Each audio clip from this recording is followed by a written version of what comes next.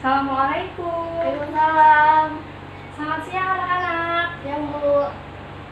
Baik, sebelum kita mulai pelajaran, mari kita baca doa terlebih dahulu.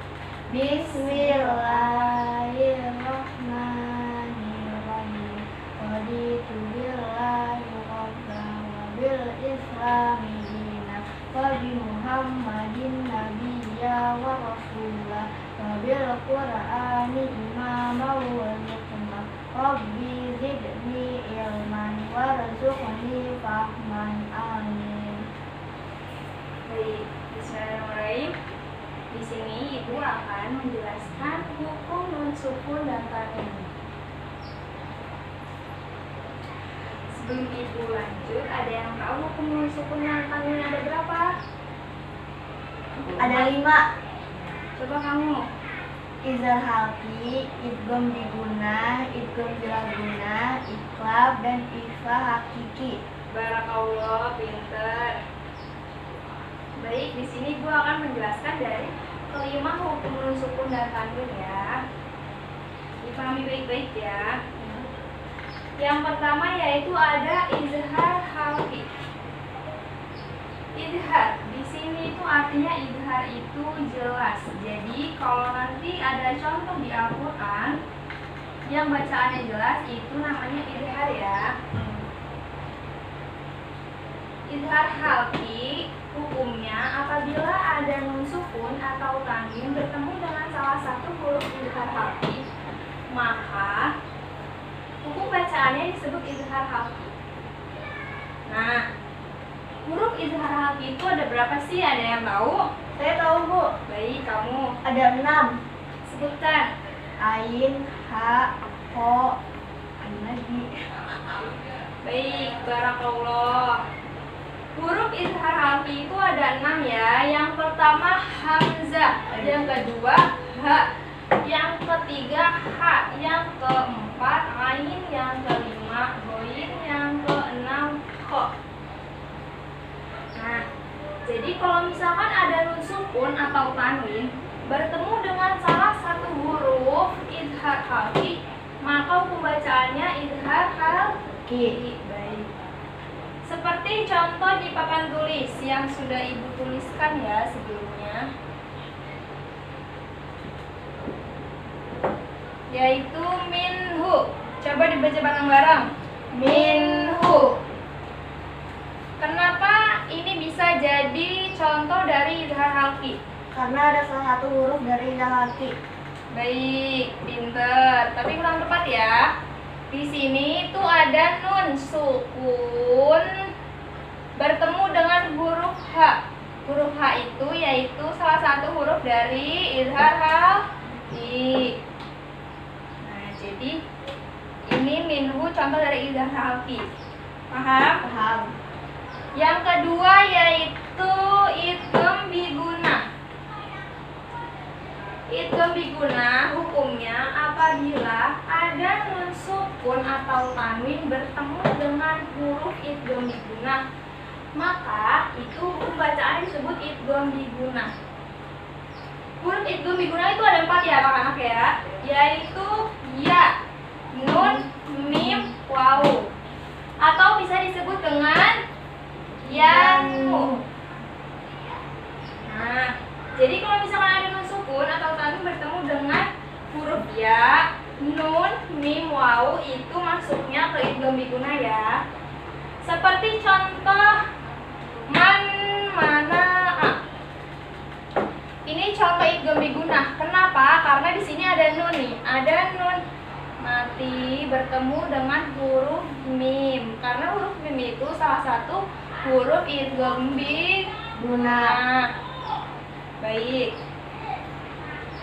Yang ketiga ada idgham bilaguna. Idgham bilaguna yaitu apabila ada nun sukun dan tanwin bertemu dengan salah satu huruf idgham bilaguna, maka hukum bacaannya disebut idgham bilaguna. Idgham bilaguna tuh hurufnya ada berapa sih, Bu? Gitu. Ada berapa? Ada 2. Coba sebutkan. La, lam, dan ro. Nah, pinter. Jadi idgham bilaguna hurufnya ada dua ya anak-anak, lam dan ro. Jadi kalau misalnya ada nun sukun nih di Al-Quran bertemu dengan huruf lam dan ro, maka itu pembacanya idgham bilaguna. Seperti contoh mir-rabbihim. Di situ ada nun sukun bertemu dengan huruf ro. Huruf ro itu huruf salah satu dari idgham bilaguna. Nah, baik. Yang keempat, Ibu lanjut ya. Yaitu iqlab. Iqlab itu ada nun sukun dan tanwin bertemu dengan huruf Ba. iqlab. Huruf iqlab itu yaitu Ba. Huruf iqlab satu doang ya anak-anak. Jadi kalau misalkan ada nun sukun bertemu dengan huruf ba, maka disebut dengan iqlab. Seperti contoh tanbihun. Di sini ada nun sukun bertemu dengan huruf ba, maka pembacanya iqlab. Jadi kayak dengung samar gitu ya. Tanbihun. Yang kelima, yang terakhir, yaitu ikhfa hakiki. Ikhfa hakiki itu sama kayak nomor 1, 2, 3, 4. Apabila ada nun sukun dan tanwin bertemu dengan salah satu huruf ikhfa hakiki, maka pembacanya ikhfa. Ikhfa hakiki itu hurufnya ada 15 loh, makanya. Yang pertama ada ta, yang kedua ta, jim, da, zai, sin, shin, sod, dot, to, do, fa, ko, kaf. Jadi apabila ada 15 huruf yang tadi bertemu dengan ikhfa hakiki, maka hukum bacaannya adalah ikhfa hakiki. Seperti contoh miljuai. Jadi ikhfa hakiki itu bacanya dengung ya. Miljuai. Di situ ada nun sukun bertemu dengan huruf ja. Makanya bisa disebut dengan ikhfa hakiki. Seperti contoh lain, yang tipu. Di situ kan ada nun sukun bertemu dengan huruf to. Maka hukum bacaannya yaitu ikhfa hakiki. Sampai di sini ada yang ingin tanyakan? Nggak ada. Baik. Di sini Ibu jelaskan dari awal lagi ya. Hukum nun sukun dan tanwin ada 5. Yang pertama izhar halqi, yaitu terdiri dari 6 huruf. Hamzah, ha, ain, ghain, kha. Seperti contohnya minhu. Yang kedua yaitu idgham biguna. Di sini ada 4 hurufnya. Ya, nun, mim, waw. Seperti contoh man, mana. Yang ketiga ada idgham bilaguna. Hurufnya yaitu ada 2, yaitu hurufnya Lam dan ro. nah, seperti contoh mir-rabbihim. Yang keempat ada iqlab. Hurufnya cuma 1, yaitu ba. Seperti contoh tanbihun. Yang kelima ada ikhfa hakiki. Hurufnya ada 15, yaitu ta, jim, da, za, shin, sod, do, do, fa, kof, kaf. Nah, sampai sini ada yang ingin tanyakan? Ada. Apa Nabila?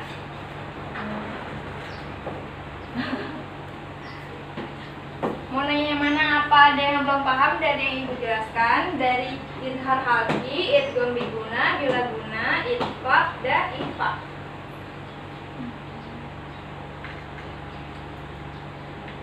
Nggak ada. Baik. Di sini Ibu yang akan menanya ya. Idgham biguna. Hurufnya ada berapa Nabila? Ada 4. Sebutkan. Ya, na, mim, wa. Barakallah, ahsanti, pinter banget pokoknya. Nah, yang iqlab, contohnya apa sih Nabila? Contoh dari iqlab nih, iqlab. Contoh dari iqlab apa sih? Ta Tanbihun. tanbihun. Barakallah. Sampai sini paham ya? Paham. Baik. Ada tugas yang harus dikerjakan untuk minggu depan ya, yaitu mencari contoh dari idhar harfi, idgham biguna, idgham bilaguna, iqlab dan ikhfa. Jadi dari satu hukum-hukum ini beri contoh satu. Cari di Al-Quran ya, di Al-Quran itu banyak. Jadi kalian nanti ini dipelajari lagi ya di rumah, latihan sendiri.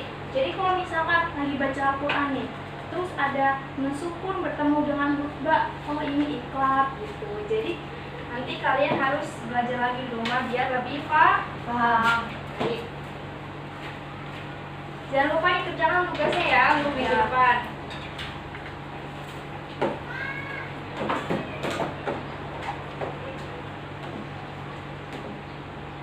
Kita akhiri dengan doa mau pulang.